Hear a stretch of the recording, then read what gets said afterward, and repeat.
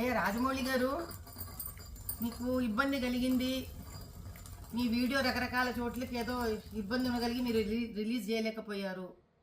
ఎవరి కష్టాలు వాళ్ళకు ఉంటాయి, కాదనట్లేదండి.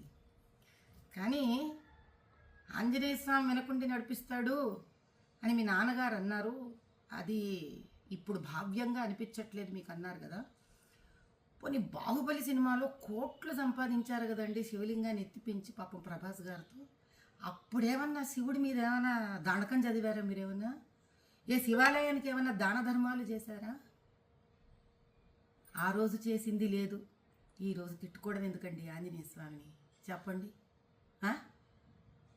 కుల వృత్తిలో వ్యక్తులు అంటే కుమ్మరివాడు ఆ కుమ్మరి వస్తువులని, కంసాలివాడు తన కంసాలి వస్తువుని, డాక్టర్ తాను సర్జరీలో వాడే సర్జరీ వస్తువులని, వీటిలన్నిటినీ దైవంగా భావిస్తారండి.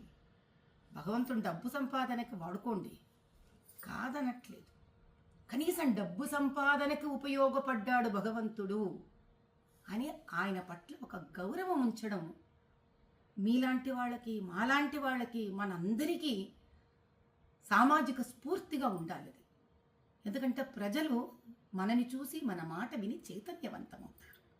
అంత బేలలాగా మీరు ఎవరో ఏదో షాట్లు మీకు కొట్టేశారు కాబట్టి మీకు ఆంజనేయ స్వామి వెనక లేడని మీరు భావించడం, ఆ తర్వాత వెంటనే సమస్య తీరిపోగానే చిన్నపిల్లలాగా వేసేసుకోవడం, ఇంకా నిలకడెక్కడుంది రాజమౌళి గారు మీ అంత పెద్ద మనిషికి కూడా?